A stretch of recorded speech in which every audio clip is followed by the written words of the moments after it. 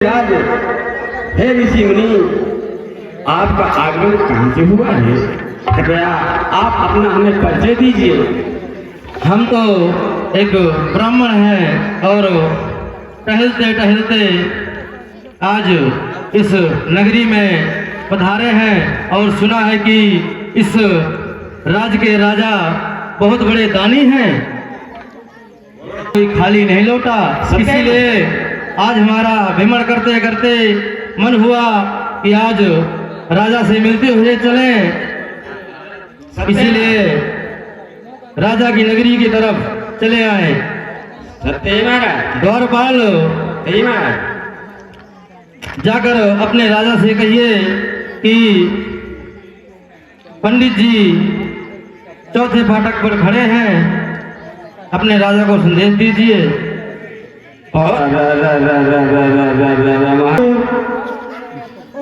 तुम्हारी आयुका महाराज ऋषि मुनि? हाँ, हम ही हैं ऋषि मुनि। अरे तुम तो पहाड़ कहीं नहीं दिखाती हो, ये कहाँ लटकाए हो झाका झील महाराज? अरे हम साधु संत हैं। साधु संत हो? तुम्हारी आओ साधु संत? हम ही हैं साधु संत। तब वो टिकुरा का बिलका में तुम ही आ घुसे रहे हो का महाराज? अरे हम नहीं थे बच्चे, दूसरा कोई होगा। हमें तो लागत रहा महाराज कि तुम ही आवलियानी हो। अरे पता नहीं, हम तो भगवान का भजन करते हैं और भ्रमण करते रहते हैं। ये हमारा कमंडल है। यो हाँ, कि डब्बा मारा टांगे आओ तो? अरे हमारा कमंडल है। इन तरह क्या हुआ था कमंडल महाराज? हाँ। ओ तो महाराज कहाँ जाते हो तुम? बस टहलते टहलते आज सुना है कि मोहरत ध्वज बहुत बड़े राजा हैं, बहुत बड़े दानी हैं। बस उनसे मिलने की मन में तमन्ना जागी तो बस चले आए उनके महलों की तरफ। तो महाराज आपके दरबार में जी एक महामुनि ऋषिवर पधारे हुए हैं। अच्छा, और आपसे मिलने की तमन्ना करते हैं। जाओ उन्हें सादर सहित हमारे पास इज्जत के साथ लेकर आओ। महाराज एक बात और है, बहुत बड़ा शेर ले हैं साथ में। अरे ले ना जाओ उन्हें, हम बैठे हैं ना यहाँ पर। महाराज कहिए मंत्री ऋषिवर जी, तो महाराज उनको जो है इज्जत, पहले इज्जत ले लेना फिर लाना है ना आपके पास? हाँ, इज्जत के साथ लाना। इज्जत के साथ, हाँ ठीक है महाराज। ऋषिवर जी, ऋषिवर हमारे महाराज ने कहा है, क्या कहा है महाराज ने आपके? ये कहा है कि पहले उनकी इज्जत ले लेना फिर हमारे पास ले आना। अरे ये नहीं कहा होगा, क्या ये कहा होगा इज्जत और सम्मान के साथ हाँ महाराज उनको लेकर आना। ठीक है महाराज। सम्मान नहीं कहा होगा। अच्छा तभी चलो चली महाराज। चलो। पर एक बात है, दूरी है। अरे तो क्या हुआ, हम तो संत हैं, टहलते टहलते टहलते चले चलेंगे।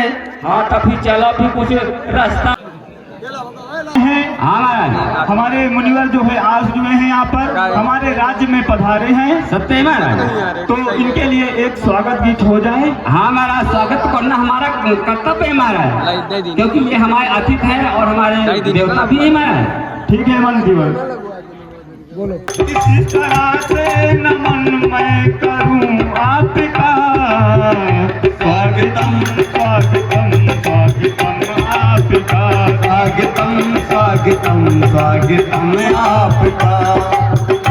इस तरह से नमन मैं करूं आपका, स्वागतम आपके पग धारण से यह भूमि पवित्र हुई गई, मुनिवर के पग धावन से।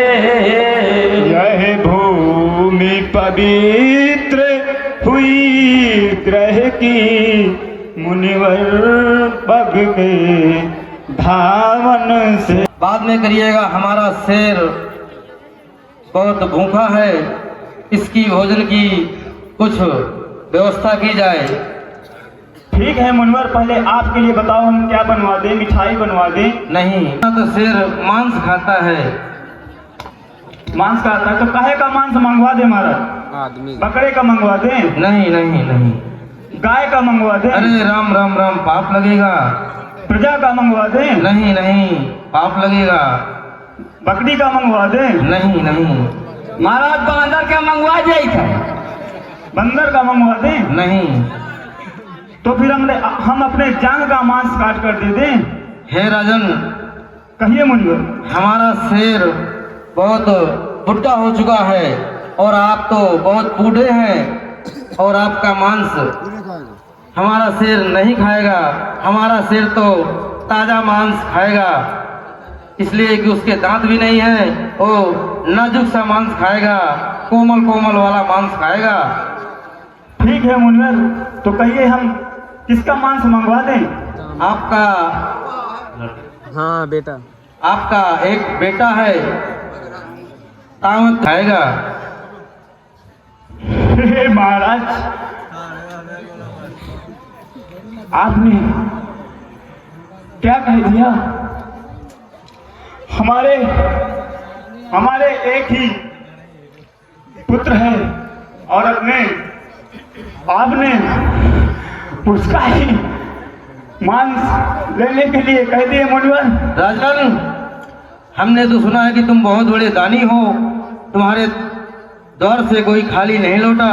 पहले हम तुमसे वचन लेंगे, जो हम मांगेंगे वो हमें दोगे? ये मुनवर, रघुकुल रीत बहुत अच्छे सदा चली आई, प्राण जान पर बचन न जाई। कहिए मुनवर। तो सुनिए राजन, आपके पुत्र का मांस हमारा शेर खाएगा। ठीक है मुनवर, अगर आपकी यही इच्छा है तो हम अपने बेटे का मांस कटवा दे रहे हैं मुनवर, क्योंकि हमारे द्वार से आज तक कोई भी ब्राह्मण हो या कोई भी हो, आज तक कोई भूखा नहीं गया है। हम अपने बच्चे का मांस कटवा दे रहे हैं मुनिवर।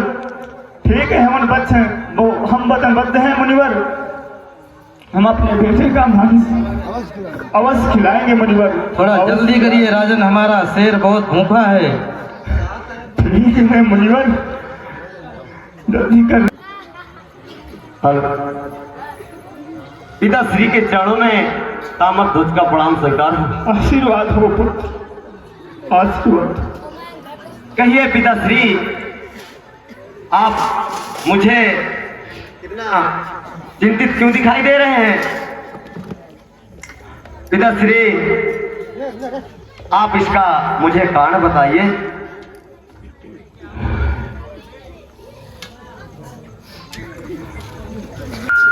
क्या लिखा है तूने मेरे भाग में?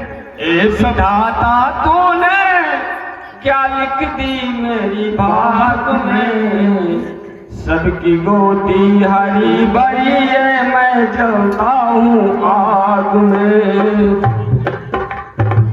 हे विधाता तूने क्या लिखी है भाग में, सबकी गोदी हरी भरी है, मैं जलता हूँ आग में। सबकी गोदी हरी भरी है, मैं जलता। आप इतना दुखित क्यों हैं? कृपया मुझे इस दुख का कारण बताएं। और विधाता तो हर इंसान के विध में जो लिखता है उससे तो काटना ही पड़ता है। तो पिताश्री,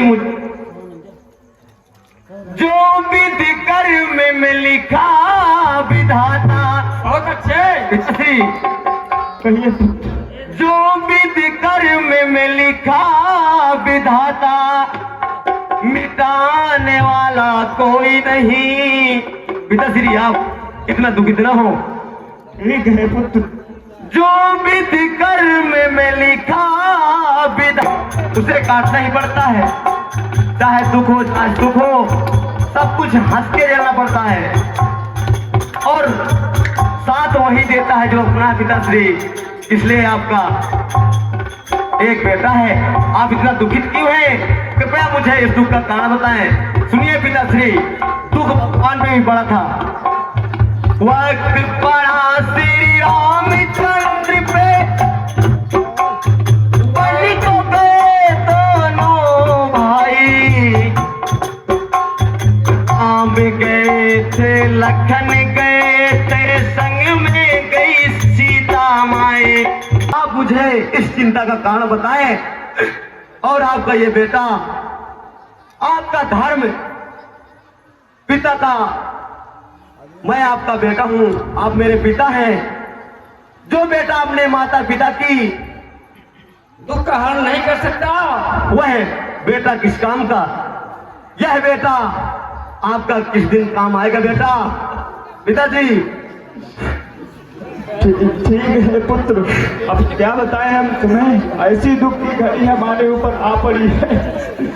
नहीं पिताश्री, आप मुझे अकेले फांसी तक में भी चढ़ सकता है।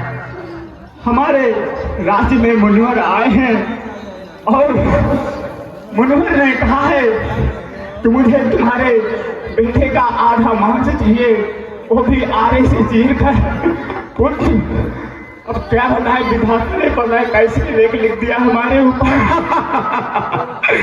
पिताश्री, पुत्र, इस बात पे आप इतना चिंतित हैं हाँ पुत्र, और इतना दुखित हैं? हाँ यही बात है, यही कारण है पुत्र। यह बेटा कम से कम मुझे बता दिया होता, लेकिन इसमें पिताजी रोने की क्या बात है? कम से कम मुझे आज्ञा तो दे। अहो भाग्य है हमारे महाराज, अहो भाग हमारे जो आपकी आज्ञा का मुझे पालन करना पड़े पिताश्री। ठीक है पुत्र। महाराज, पर हित सरिस धर्म नहीं भाई, और पर पीड़ा सम नहीं अधमाई। महाराज, अगर ये शरीर अगर दूसरे पर हित में लग जाए तो इससे बड़ा पुण्य क्या हो सकता है महाराज? पिताश्री, और सुनिए, ठीक है पुत्र, ये तो सब भगवान करता है, वो ही करता रहे। पिताश्री, ये पुत्र, वो आप इस तरह चिंता न करें। ठीक है पुत्र, यह आपका बेटा आपकी हर आज्ञा का पालन करेगा महाराज। ठीक है। आप कम से कम मुझे आज्ञा तो दें। आपके खातिर पिताश्री यह बेटा हंसते हंसते फांसी में चढ़ सकता है, हंसते हंसते सर को कटा सकता है। महाराज, चिंता करने की इसमें कोई जरूरत नहीं महाराज। वो ही करता रहे, वो ही बढ़ता रहे, वो ही करता रहे। मुनिवर की आज्ञा से अहिंसा परमो धर्मस। अरे भैया आराम से बैठ जाओ भैया, ए भैया भगवान मत जाओ। अहिंसा परमो धर्मस, मुनिवर की आज्ञा है कि हम तुम्हारा आधा मांस खाकर उनके शरीर को भोजन करवाएं। पिताश्री, पिताश्री, अभी तो मैं छोटा बालक ही हूँ, इस संसार को देखा भी नहीं हूँ। ऐ विधाता तेरा क्या बिगाड़ा।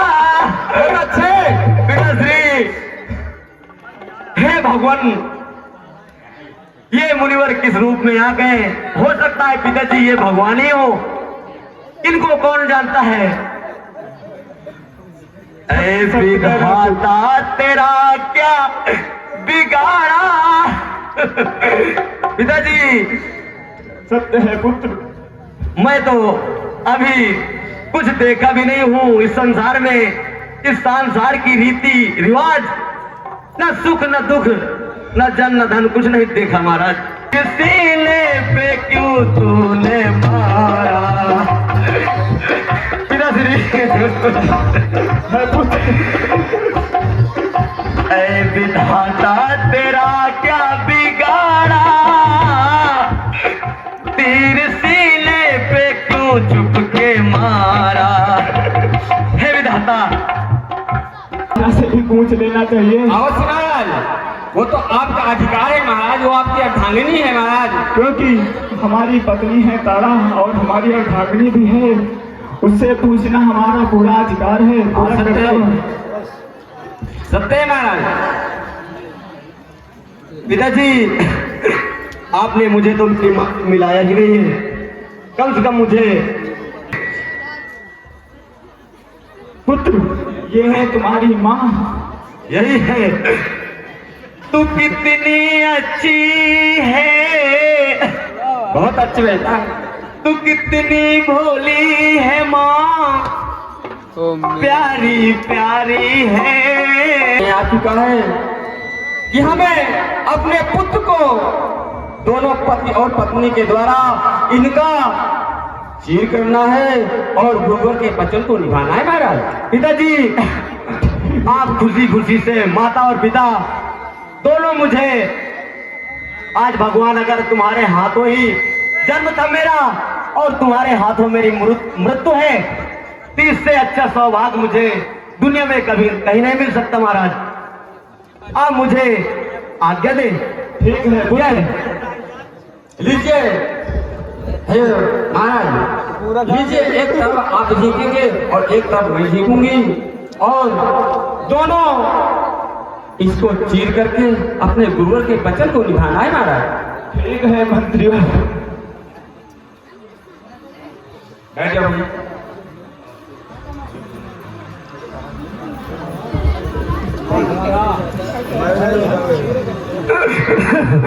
रुकिए पिताजी, पिताजी रुकिए। महाराज आप थोड़ा सा रुक जाइए। थोड़ा सा रुक जाइए पिताजी, मुझे एक काम कर लेने दीजिए।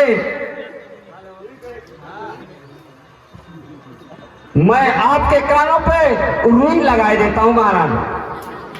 महाराज पिताश्री, आपके कानों में रुई इस कारण लगाता हूँ कि जब आप आरा जीतेंगे तो मेरा शरीर चीखेगा, चिल्लाएगा, तो आपको कष्ट होगा, आप चीरना बंद कर देंगे महाराज। इसलिए पिताजी मैं आपके कानों में रुई डाल दिया हूँ कि मेरी चीख की आवाज आपके कानों तक न जाए, ताकि मेरी चीख सुनकर आप कहीं घबरा न जाए और मुनिराज के आज्ञा का पालन न कर सके। इसलिए महाराज अब आप खुशी खुशी से मुझे जो सजा देना चाहें करिए महाराज। ऐ राजन सावधान। हाँ, ये हुई बात। अपने बेटे के ऊपर आरा चलाते समय आपके आंखों से आंसू नहीं निकलना चाहिए, अन्यथा तुम्हारा सब व्यर्थ हो जाएगा। महाराज ये कदाप नहीं होगा। हम क्षत्रिय हैं और वंशी हैं, हमने वचन दिया है कि रघुकुल रीत सदा चली आई और प्राण जाए पर और अपने घर को प्रदान करेंगे।